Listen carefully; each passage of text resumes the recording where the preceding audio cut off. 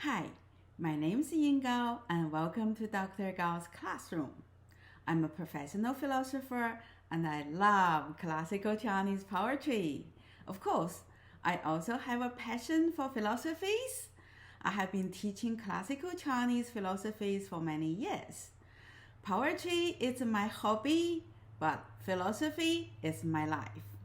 Today, I'm going to talk a bit more about the classical Chinese philosophies under the generic rubric of how to enjoy life like a Daoist master. In the philosophical theory, I wish to explore themes from classical Chinese philosophies that I deemed relevant to issues we face today. In my last video about Chinese philosophies, I touched on the topic of 逍遥, of physical and mental freedom and self-control, and what lessons one can draw from this conception of freedom and self-discipline to find peace in one's heart and mind. I also talk about how reading Zhang helped me to survive the rather difficult time in recent years. In today's video, I'm going to explore another concept from Zhang and how his thought can help us in achieving a better self-understanding and living a more fulfilled life than what it would be otherwise. This concept is 齐物, or equalizing all things. This concept is discussed in detail in Zhang chapter 2, perhaps the most difficult chapter to read, and also the most controversial among contemporary Chinese philosophers. The interpretation I presented here is my own interpretation based on my own research and experiences.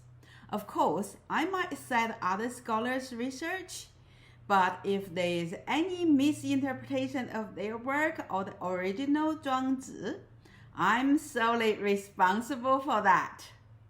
In my next video, I'm going to introduce a new genre of poetry from Tang Dynasty called 边塞诗, or the poetry from the frontier, and translate two poems from the best-known poet Wang Changling. I'm very excited about that. If you're new to my channel, please check out my other videos on classical Chinese poetry, philosophies, and medical literature. If you like the content of these videos, please click the like button and subscribe my channel. I also offer one-to-one online lessons on these subjects, so if you're interested in reading those original texts or any material I mentioned in my videos, please contact me. Here's my email address. Since I have presented a brief biography for Zhuang in my first video, if you would like to know about him, please check out the other video. I'm just going to dive into the discussion of Zhuang in chapter 2 right away. Let me explain the concept of 齐物. 齐 means treating all things as equals. 物 refers to all the things in the world, including human and their souls. So 齐物 means treating all the things in the world as equals. In fact, chapter 2 is perhaps the most difficult chapter to read, but also most important chapter in Zhang. It addresses many of the issues covered by contemporary philosophy, such as what is the human condition, what is right or wrong, how the world works, how do we know about anything? These are the questions the philosophers at Zhang's day debated about. The most influential schools of thought at the time are Confucianism, Daoism, and Moism. I won't have time to explain their ideas today, but I promise I will make videos about the other two schools in the future. Now, let me go back to the concept of 齐物. 齐物 is Zhang's answer to all the questions the philosophers debating about in his day. I won't bother you with the philosophical jargons. Put it simply, 齐物 is an attitude that gives everything an equal footing and re-examine the world from this perspective. Let me give you a simple example of how to do this. Imagine you are a horse trainer and to tame a wild horse. Firstly, you go out to the wild horse herd and catch a young, energetic horse who is full of life because this is the kind of horse that would make a good charger for your cavalry. Then you would try to ride the horse and discipline him or her for when to move forward, stop, or jump over something, etc. You might have to beat up the horse or even starve the horse from time to time to tame him or her. If you could train the horse into an obedient charger, you accomplished a great job. However, what about the experiences of the horse enduring all this training? I mean, he was one of the free horse enjoying his life, chasing a mare if he is a stallion, or the other way around, feeding on the juicy grass, running freely on the great plateau of Mongolia or any other places, etc. Let's just assume it is a stallion. Then he was caught, branded, saddled, beaten or starved in order to break his spirit. Whatever the horse trainer is doing is against the horse's intrinsic nature. Zhang says, by the time a horse was trained into a charger, 马之使者已过半矣. This is often translated as, more than half of the horses are dead. I don't think this is the right translation. What he really meant is that the spirit of the horse is half died, because the horse is no longer living a life according to his own free will, but follows someone else's order in his every move. Imagine you are the horse and you must follow someone else's order to even make a move while carrying that person on your back. This is a life worse than a slave. No wonder the horse's spirit is half dead. So for Zhang, 齐物 is to grant a horse an equal consideration as he is to the trainer. When Zhang talks about 齐物, he means to grant everything an equal footing so that the perspective and experience of that thing or person were given equal consideration. This is more radical than the great atheist Peter Singer, who argues that all sentient creatures deserve a moral consideration.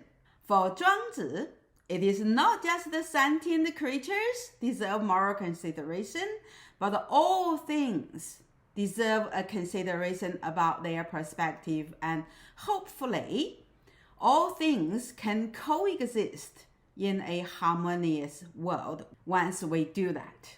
To illustrate this, Zhang does not present a philosophical argument but painted a picture.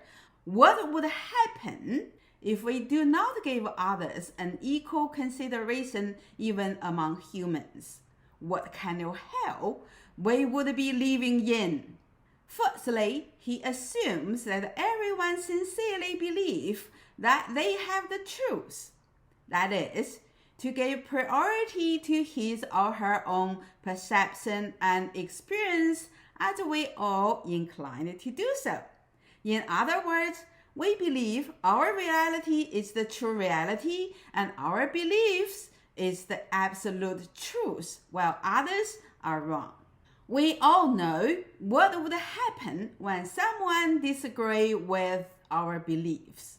If we are powerful enough, such disagreement can lead to war about religions, about ideology, about resources, etc.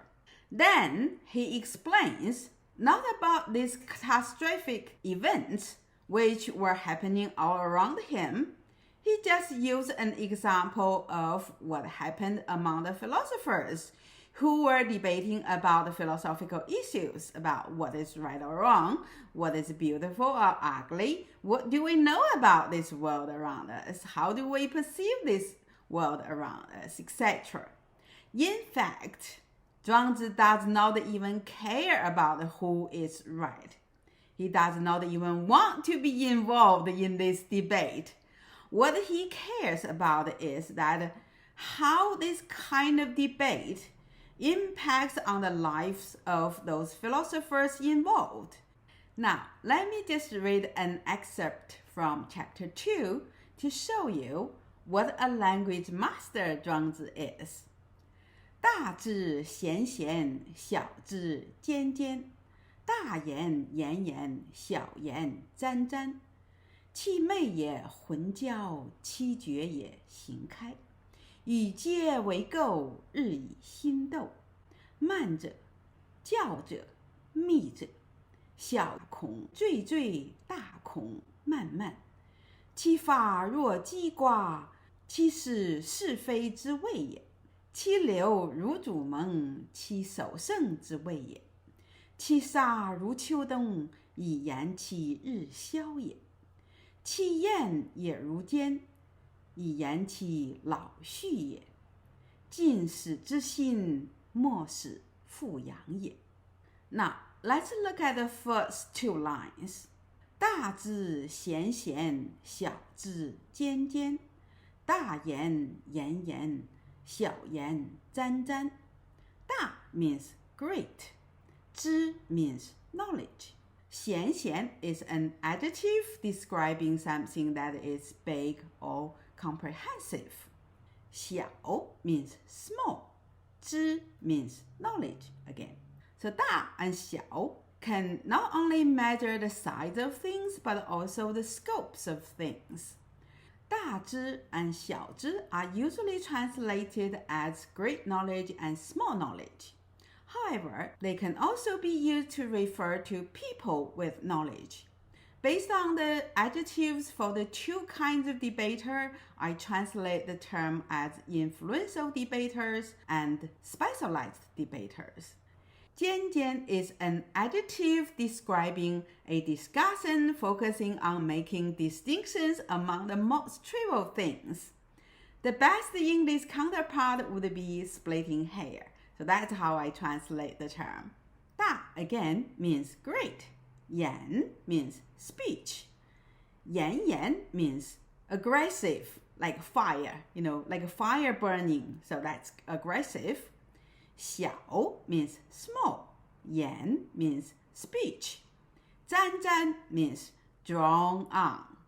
So the two lines read, the influential debater's knowledge seems comprehensive, while the specialized debaters focus on splitting hair. The influential debater's speech is aggressive, while the specialized debater's speech draws on and on. 气昧也，浑交；气绝也，行开。气 means there. 昧 means sleep. 也 is a linking word in the middle of a sentence to make a short break. 浑 means so. 交 means entangled, as in the term of 交错, meaning interlocked. Here the term is used to describe the nightmares the debater had fighting against other debaters. So I translated it as interrupt. 七 again means there. 绝 means waking hours. 也 again a linking word. 行 means body. 开 means open. 行开 literally means the body is open to something. Since we need an object for the body to open to, I inferred that it must be the anxiety that the body and mind are open to based on the context. So I insert the anxiety as the object to complete this sentence. 与 means with. 接 means connect. 为 means become. 构 refers to the structure supporting the roof of a house, as in this picture. It also means the act of constructing such structure. Here it refers to the mental state that one is constantly preoccupied by something, leading to stress and anxiety. So I translated it as entangled. 日 means daily, 以 means with, 心 means heart and mind, 斗 means struggle. The 3 lines read, their sleep is interrupted by nightmares fighting against other souls. Their waking hours are open to anxieties. They become entangled with things and people, and their heart and mind are struggling daily. 慢者教者密者小孔惴惴大孔漫漫 So 慢 means plain silk. 者 is a sign for a stop. Classical Chinese does not have signs for punctuation, so words like 也 and 者 are used as signs for a stop. 教 means basement. 者 another sign for a stop. 密 means hiding place in the mountain. 者 again another linking word. The 3 characters of 慢, 教, 密 are used as adjectives here to describe the different levels of secrecy to hide one's plot in the debate. So sometimes it is okay to hide your plot for a while. Other times you want to hide it deep as if buried in your basement. Still other times you want to hide it so much as if sent them deep into the mountain. 小 means small. 恐 means panic. 惴惴 means tremble in fear. 大 means great. 恐 again means panic. 慢慢 is used to describe a state that are slow and hidden. Here it is used to describe the slow and hidden torment these philosophers experienced when involved in such debates. You might wonder why such debates are taken so seriously. This is a rather big topic to be covered here, but let me just remind you, this was the warring state period, when the kings and dukes are competing for talents to strengthen their states so that they would be able to defeat the other states. And there was also lots of debate tournaments held at different academies in different states. And these tournaments were the occasions the debater could be chosen by the kings and dukes. For the philosophers, such tournaments were both exciting and risky because a recognized talent could be either chosen and rise to powerful positions or be assassinated or murdered if he refused to serve a king or duke, because they don't want the other kings and states to get him. I might do a video on this topic in the future. It should be a lot of fun. The 2 lines read, they cover up their strategies for the debate as if hiding them behind a curtain, bury them in a basement or deep in a mountain. Temporary panic make them tremble in fear, prolonged fear leading to slow and hidden depression. 其发若鸡瓜，其实是非之谓也；其流若主蒙，其守胜之谓也。其 means there, 发 means attack, 若 means like, 鸡 means mechanism, 瓜 means the tail of an arrow. 其 in the second line means this, 师 means watch or watch out. 是 means right, 非 means wrong, 之 means of, 谓 means so-called, 也 again a sign for a stop, 其 again means there, 流 means stay, but here it is used to describe an alternative state of attack in a debate. So 流 also can be combined with 守, meaning stay at a place to defend it. So I translated it as defend. 如 means like. 主 means pledge. 盟 means covenant. 期 again means this. shou means defend, sheng means oath, zhi means of, wei means so-called, ye again a sign for a stop. So these 4 lines read, their attack is like an arrow waiting for a chance to shoot. This is the so-called debating for right and wrong. Their defense is like a pledged covenant. This is the so-called guarding the oath. 七杀如秋冬，以言其日消也。其逆之所为之，不可使复之也。Qi means all these issues that we mentioned before, and sha means kill.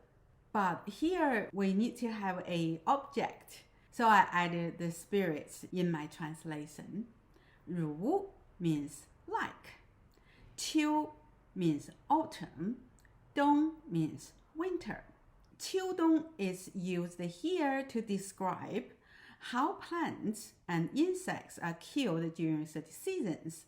I mentioned briefly how the Chinese perceive seasons in my video on Li Bai and Wang Wei's poem on romantic love. Here's the video. I'll make a video specifically about how space and time are conceptualized in Chinese philosophy in the future. Here it is sufficient to say that Zhang is stating that this stress and anxiety were killing the spirits of these philosophers slowly, just like the autumn and winter kill the plants and insects. Yi means to, yan means speak, qi means is, ri means daily, xiao means depletion, ye is the sign for a stop. Qi means they, ni means indulge, zhi refers to debate. So 所谓之 here refers to what they are doing. 不 means not, 可 means can, 不可 means can't, 使 means make, 复 means recover, 知 refers to the philosophers, 也 is a sign for full stop. 使复之 is also an alternative phrasing of 使之复, means make them recover. So the 4 lines read, speaking about their daily depletion, these stresses kill their spirits, just like the autumn and winter kill off the plants and insects. They indulge in what they do, and one cannot make them recover.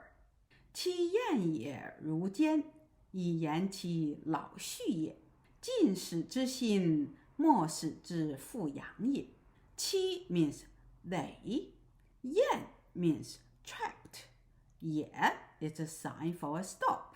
如 means as if, 坚 means tied up, 以 means to, 言 means speak about, 期 means there, 老 means old, 序 means fall into a gully, 也 again is a sign for a full stop, 近 means close, 死 means death, 知 means of something, 心 means heart and mind, 末 means count, 使 means make, 复 means revive, yang refers to the sun or life brought on by the sunlight. Here it refers to the vitality of man. Ye again is a sign for a full stop. So these 3 lines read, speaking about how would they grow old and fall into a gully. They are trapped as if being tied up. Their heart and mind are dying, and no one can make them revive their vitality.